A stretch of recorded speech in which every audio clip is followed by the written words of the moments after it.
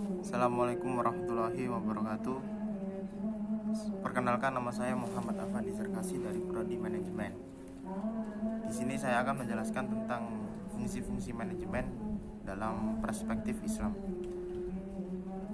Fungsi-fungsi manajemen dalam perspektif Islam ini ada 4. Yang pertama planning, yang kedua organisation atau yang disebut dengan organisasi, yang ketiga yaitu yang ketiga itu ya koordinasi atau koordinasi. Yang keempat controlling. Untuk yang pertama ini planning atau sebuah perencanaan, di mana gambaran dari sesuatu kegiatan yang akan datang dengan waktu atau metode tertentu.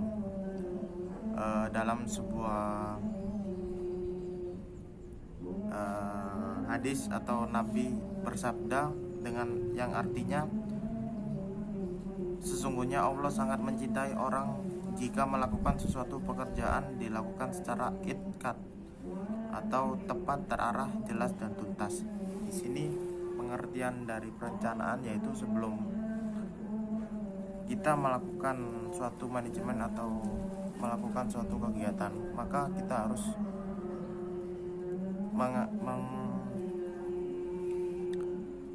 merancang sebuah perencanaan agar nanti ke depannya itu terarah, tujuannya itu sudah jelas di perencanaan itu tersebut. Yang kedua yaitu organisasi. Organisasi ini merupakan wadah tentang fungsi setiap orang, hubungan kerja baik secara vertikal maupun horizontal. Dalam surat Ali Imran, Allah berfirman yang artinya, dan berpeganglah kamu semuanya pada tali atau agama Allah, dan janganlah kamu berai, dan ingatlah akan nikmat Allah kepadamu ketika kamu dahulu pada masa jahiliyah bermusuh-musuhan. Maksud dari ayat tersebut bahwa organisasi merupakan kumpulan orang-orang yang memiliki visi dan misi yang sama. Di sebuah manajemen atau sebuah perusahaan itu, pada sebuah organisasi, setiap individu harusnya memiliki suatu visi misi yang sama agar tujuan dari organisasi tersebut itu tercapai. Yang ketiga koordinasi yakni upaya untuk mencapai hasil yang baik dengan seimbang, termasuk diantara langkah-langkah bersama untuk mengaplikasikan planning dengan mengharapkan tujuan yang diidamkan. Allah berfirman pada surat Al-Baqarah ayat 208 yang artinya, hai orang-orang yang beriman, masuklah kamu ke dalam Islam secara keseluruhan, dan janganlah kamu turuti langkah-langkah setan, karena setan itu musuhmu yang nyata. Jadi di dalam satu koordinasi ini langkah-langkah untuk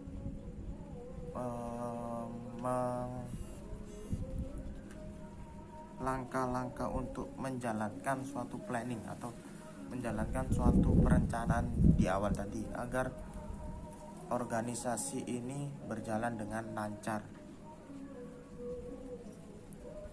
Dan dengan suatu koordinasi, maka masalah-masalah yang akan muncul dalam suatu organisasi atau suatu perusahaan itu bisa diminimalisir.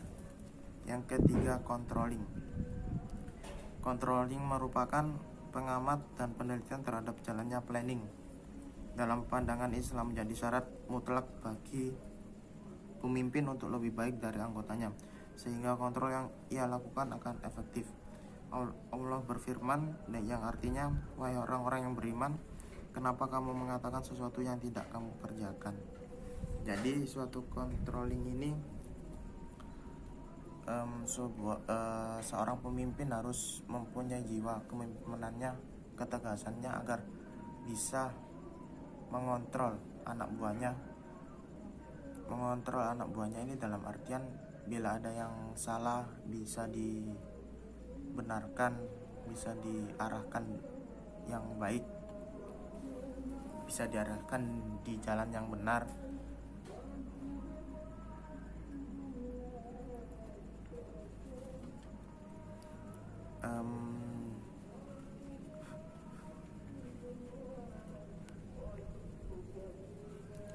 Ada 6, ada 6.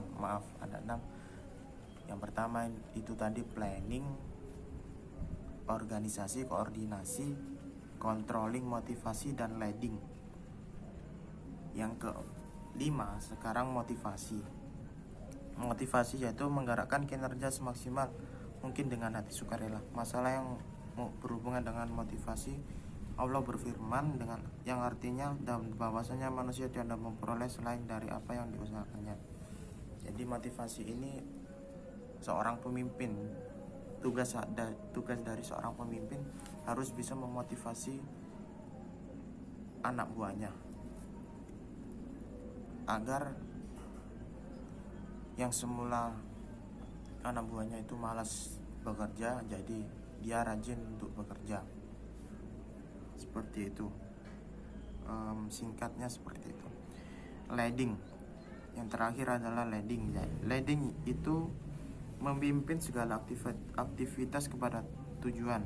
Dalam Al-Quran dan Al-Hadis banyak membahas tentang kepemimpinan. Di antaranya firman Allah pada surat Al-An'am yang artinya, dialah yang menetapkan kamu menjadi penguasa di muka bumi dan ditinggikan sebagai kamu atas sebagian yang lain berapa derajat. Sebagian jawaban bagimu tentang semua yang diberikannya kepadamu. Jadi leading ini jiwa seorang pemimpin agar bisa mengatur anak buahnya dalam sebuah organisasi.